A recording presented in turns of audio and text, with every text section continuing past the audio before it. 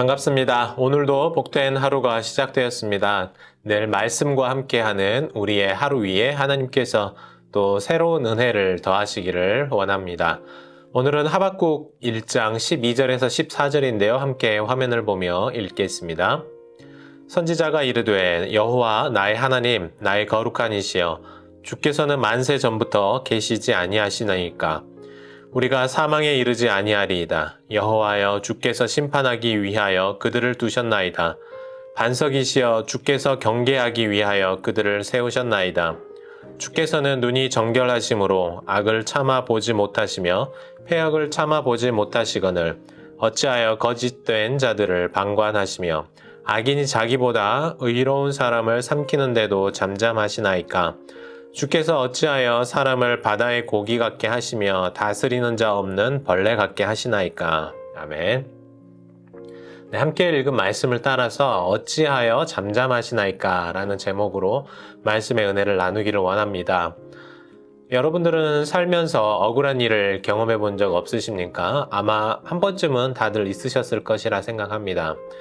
주변에 내로남불하는 직장의 상사라든지 또 나보다 능력이 없어 보이는데 더 빨리 승진을 하는 사람, 혹은 비즈니스를 잘 못하는 사람인데 나보다 돈을 많이 버는 것, 혹은 정말 못된 사람이 일이 잘 풀리는 것을 보노라면 억울한 마음이 생기게 되죠.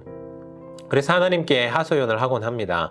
하나님, 내가 이렇게 오늘도 열심히 하나님 나라를 섬기면서 사는데 왜 나에게 은혜를 베풀어 주시지 않습니까?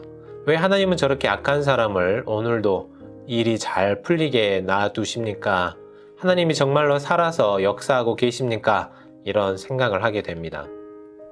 그런데 가끔 믿음이 없거나 교회를 떠난 사람들과 이야기를 하다 보면 하나님에 대한 그런 의심을 품는 분들이 생각보다 많다는 것을 알게 되었습니다. 그분들이 저에게 묻는 대표적인 질문은 바로 이것이었습니다. 하나님이 정말로 살아계신다면, 하나님이 정말로 우리를 사랑하신다면 어떻게 이 세상에 저렇게 나쁜 사람들이 살아있을 수 있느냐? 저런 사람이 왜 떵떵거리며 살 수 있느냐? 왜 이렇게 전쟁이 계속되면서 죄 없는 사람들이 고통을 받아야 하느냐? 묻고는 합니다. 억울함은 세상 사람들도 느끼는 모양입니다.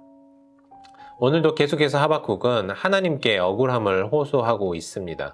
벌써 두 번째 질문인데요. 그의 억울함은 바로 이것이었습니다.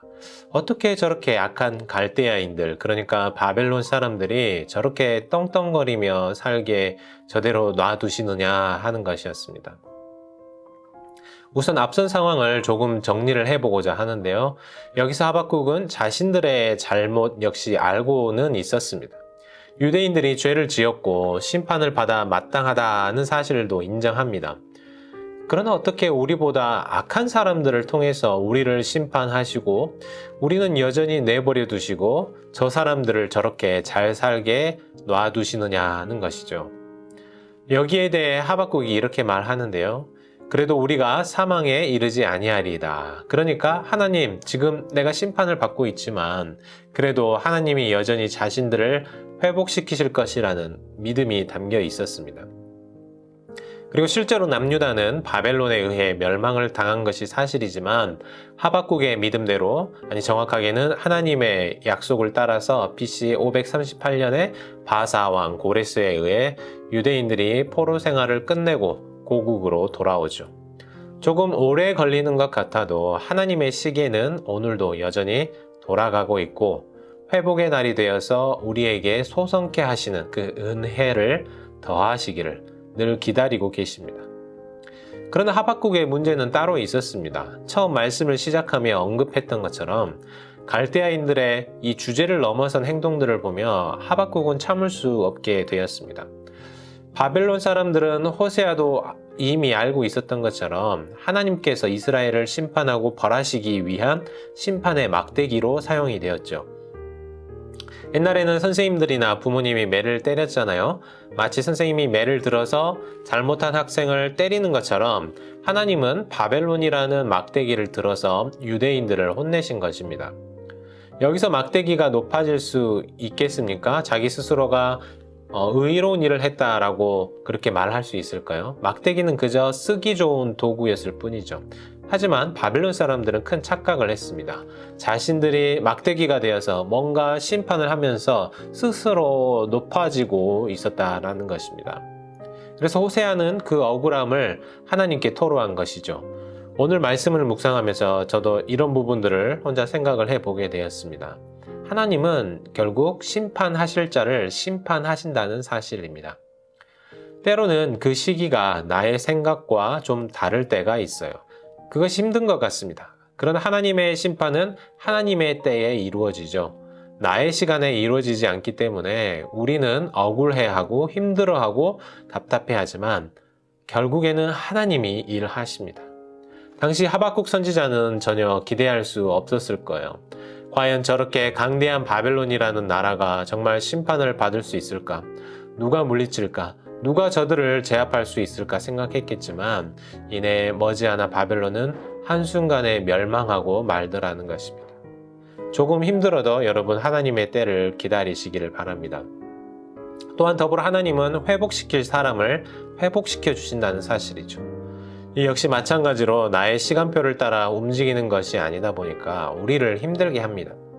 내가 원하는 회복의 시기는 내일이 아니라 오늘인데 오늘 계속 힘든 일이 있으니까 우리가 어려워하죠.